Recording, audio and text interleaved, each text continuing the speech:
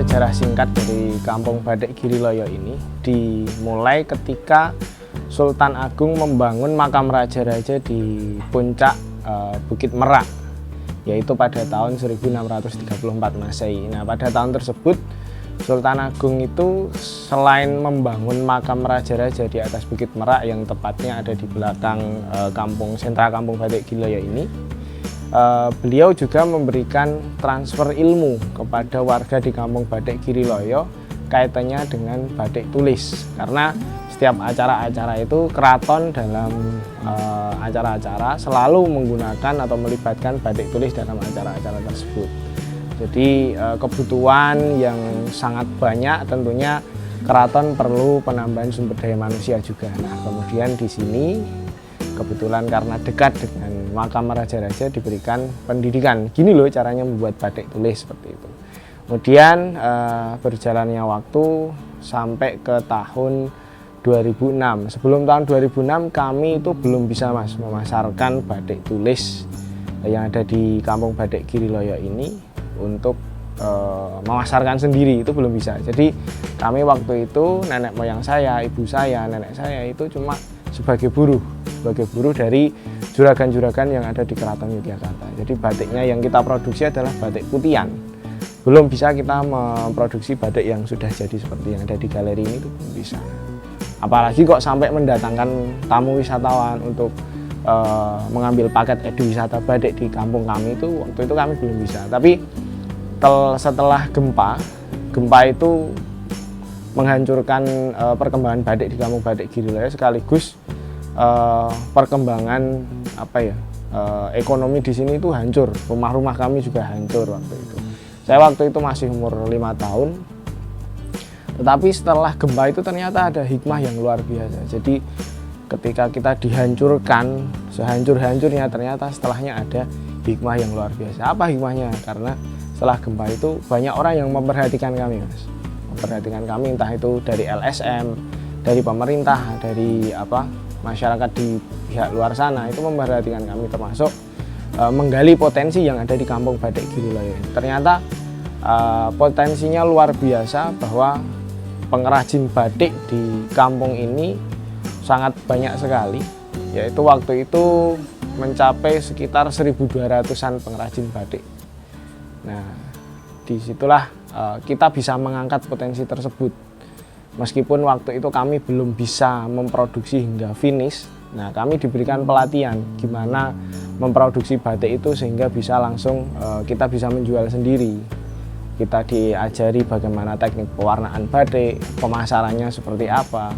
Terus tahun 2007, tanggal 27 Mei, setahun setelah gempa, peringatan gempa itu kita menggelar batik terpanjang. Yang waktu itu memecahkan rekor muri juga. Menggelar batik terpanjang. Karena pemecahan rekor muri itu kan akhirnya orang luar itu tahu apa toh Batik Giriloyo, ternyata di sana ada pengrajinnya yang luar biasa banyaknya. Tahun 2008 kita membangun brand namanya ini Kampung Batik Giriloyo. Sebenarnya belum ada nama itu, hanya kita sebagai pengrajin batik, tapi pengrajinnya banyak. Terus kita bangun brand Kampung Batik Giriloyo. Kita mengikuti pameran-pameran, kita mengenalkan batik ini semakin banyak ke dunia luar kayak gitu. Tahun 2009 luar biasa, batik Indonesia itu diakui oleh UNESCO sebagai warisan budaya tak benda, warisan budaya dunia bahkan. Tapi itu milik Indonesia, seperti itu. Jadi bukan milik negara tetangga dan lain sebagainya itu. Karena waktu itu juga ada gejolak antara Indonesia dengan negara tetangga. Terus tahun 2009 sampai tahun 2019 jumlah wisatawan di sini semakin naik. Kita jual paket eduwisatanya, kita jual paket-paket wisata yang lain.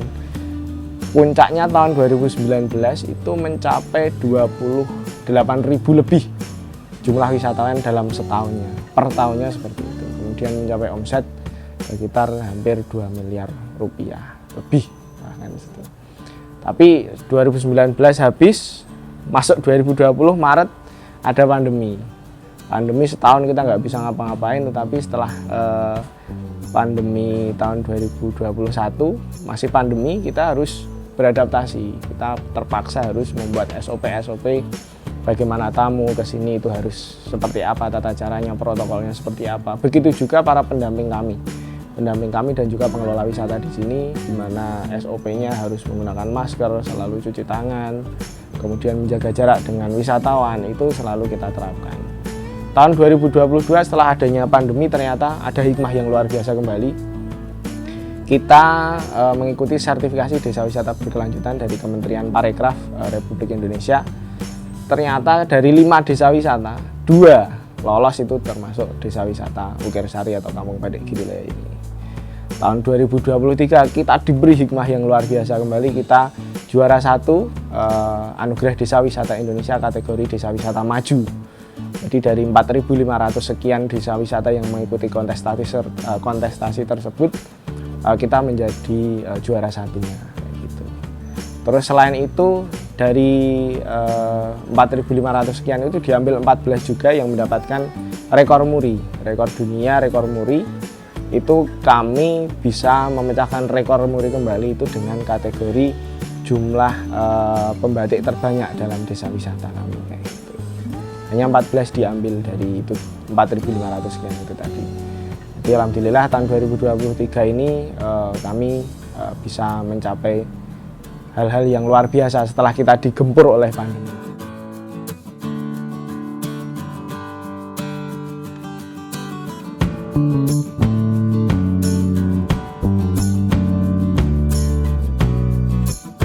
Untuk Hari Batik tanggal 2 Oktober ini tahun 2023, dari kami seluruh pengelola di Kampung Batik Girulaya dan seluruh pengrajin Kampung Batik Girulaya Desa Wisata Ukirsari mengucapkan selamat Hari Batik untuk batik di Indonesia.